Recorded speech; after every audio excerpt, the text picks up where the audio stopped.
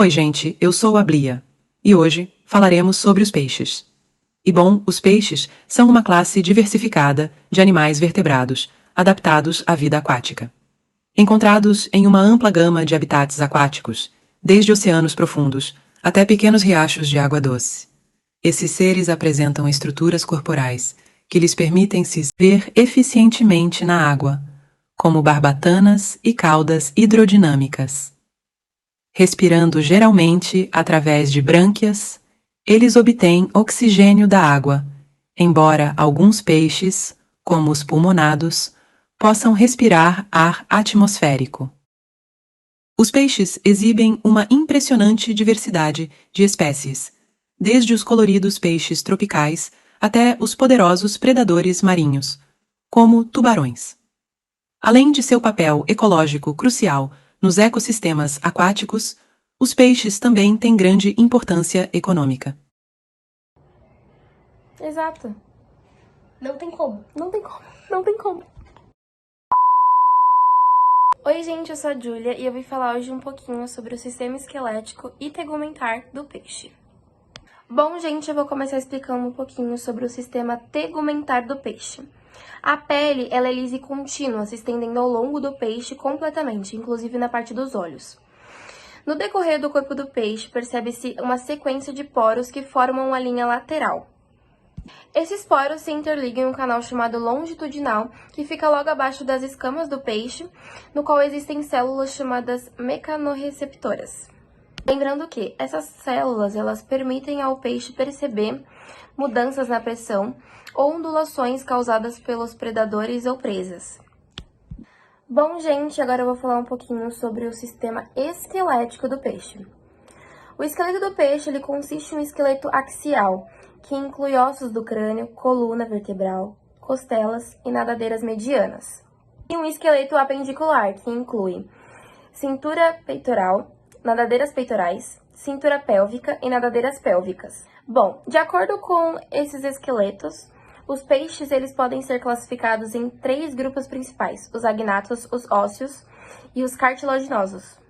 Bom, gente, concluindo a minha parte, eu gostaria de fazer um exemplo simples de comparação, de acordo com a escala que a professora Yara disponibilizou pra gente. Os moluscos, eles não possuem colunas vertebrais, já os peixes, eles são os primeiros da escala a possuir colunas vertebrais e espinhas. E é isso. Agora nós vamos falar do sistema digestório dos peixes. Eles apresentam o sistema digestório completo, com a boca que é terminal, que encontramos dentes e uma pequena língua. Apresentam a faringe, que possui fendas branquiais, e diante o esôfago, onde o canal irá passar o alimento. Depois disso, tem o estômago, que tem glândulas digestivas que produzem enzimas importantes para o processo de ingestão, e se acontece em uma cavidade, é digestão extracelular. O intestino sai várias projeções chamadas de secos pilóricos, que eles são importantes porque aumentam a superfície de absorção de nutrientes, que fica mais eficiente. E depois disso, nós temos o ânus, que libera nutrientes que não foram absorvidos, e ele fica perto da nadadeira anal.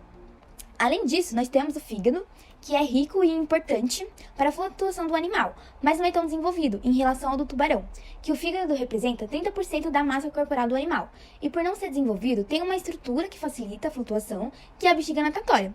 E por fim, a gente tem o pâncreas, que produz o suco pancreático, que é cheio de enzimas, que são importantes para o processo de ingestão. E agora nós podemos ver a evolução, a diferença dos peixes em relação aos moluscos e equinodermes, que não tinham fígado e pâncreas, mas já o peixe possui. E uma diferença é que os peixes não têm uma língua, que se chama rádula, que é uma raspadora que raspa os alimentos. Mas, fora isso, o sistema digestivo de todos são completos. Também a gente observa a diferença nos peixes, que temos a faringe, que contém fendas branquiais. Nos moluscos tem a faringe, mas no equinodermos não tem.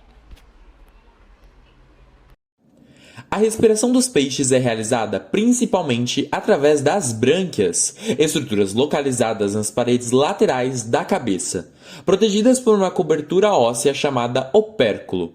A água é constantemente bombeada sobre as brânquias, e nesse processo as brânquias extraem o oxigênio dissolvido na água e eliminam dióxido de carbono, permitindo que os peixes respirem.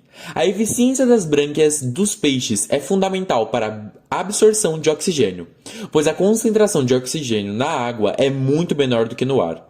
Algumas espécies de peixes, como os peixes cartilaginosos, tubarões e arraias, possuem brânquias com filamentos que aumentam a superfície de troca gasosa, enquanto outros peixes, como os peixes ósseos, têm uma variedade de estruturas especializadas nas brânquias para otimizar a absorção de oxigênio.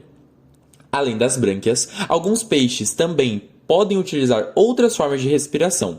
Por exemplo, certos peixes pulmonados, como os peixes elétricos africanos, podem emergir à superfície para respirar ar diretamente, permitindo-lhes sobreviver em águas com baixo teor de oxigênio.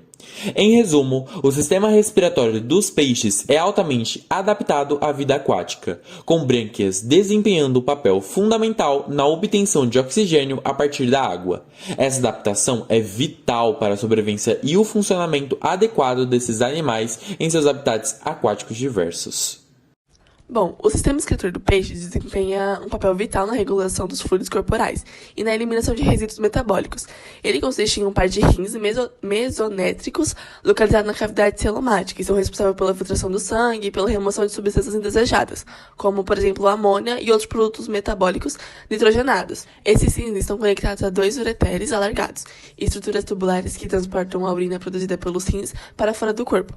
Em alguns peixes, especificamente os cartilaginosos, esses ureteres podem se expandir formando bexigas urinárias e permitindo armazenamento temporário na urina antes mesmo da eliminação. É importante notar que existem diferenças entre peixes cartilaginosos e os ósseos, no que se refere à excreção. Os cartilaginosos são ureotélicos, que significa que excretam principalmente ureia, uma forma menos tóxica de nitrogênio, enquanto os peixes ósseos são amonotélicos, que excretam amônia diretamente.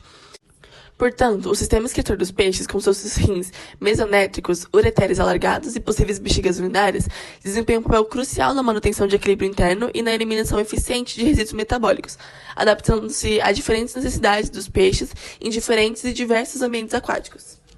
Agora, em comparação aos equinodermas e os molúsculos, os peixes têm rins para filtrar o sangue e eliminar resíduos. Eles podem ter ureteres e bexiga urinária para armazenar a urina. Nos equinodermos, como ouriços do mar, não há rins. Eles usam células Cochin e a pele para excretar os resíduos, principalmente a amônia. Já nos moluscos, como caramujos, existem órgãos chamados nefrídeos, também conhecidos como rins verdes, e são localizados próximo ao coração dos molúsculos.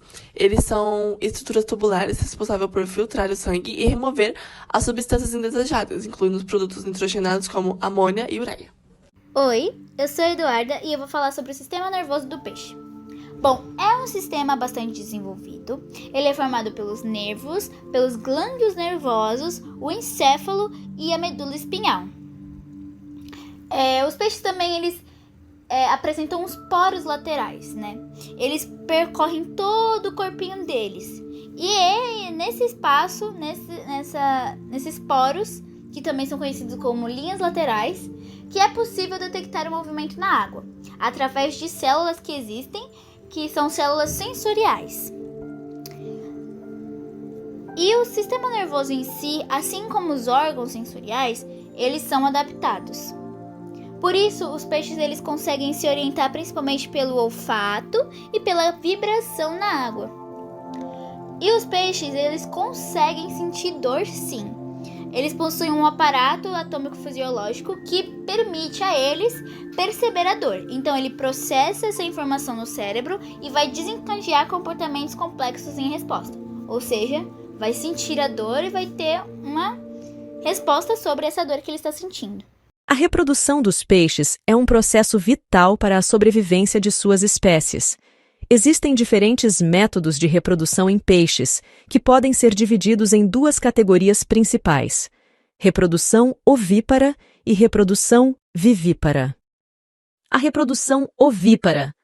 A maioria dos peixes reproduz-se por meio da reprodução ovípara, que envolve a postura de ovos. A fêmea libera ovos, na água, enquanto o macho libera espermatozoides para fertilizar os óvulos externamente. Os ovos são vulneráveis a predadores e influências ambientais. Após a fertilização, os ovos se desenvolvem em embriões, que eclodem quando estão prontos. Já a reprodução vivípara. Em alguns peixes, a reprodução é vivípara, o que significa que os filhotes se desenvolvem dentro do corpo da mãe antes do nascimento. Nesse caso, a fertilização pode ser interna, com o macho transferindo os espermatozoides para a fêmea. Os filhotes nascem como peixinhos completamente formados e, portanto, têm uma melhor chance de sobrevivência inicial. Bom, gente, chegamos ao fim do vídeo e, por fim, concluímos que os peixes são bastantes membros do reino animal, que apresentam uma série de sistemas, que lhe permitem sobreviver e prosperar nesses ambientes aquáticos. E, em comparação com os moluscos e equinodermos, os peixes geralmente possuem essas estruturas mais complexas, como as barbatanas, as gleuras, que permitem aos peixes a nadar mais rápidos e respirar mais eficientemente. E eles desempenham um papel vital na cadeia alimentar e também são importantes tanto para a ecologia quanto para a pesca.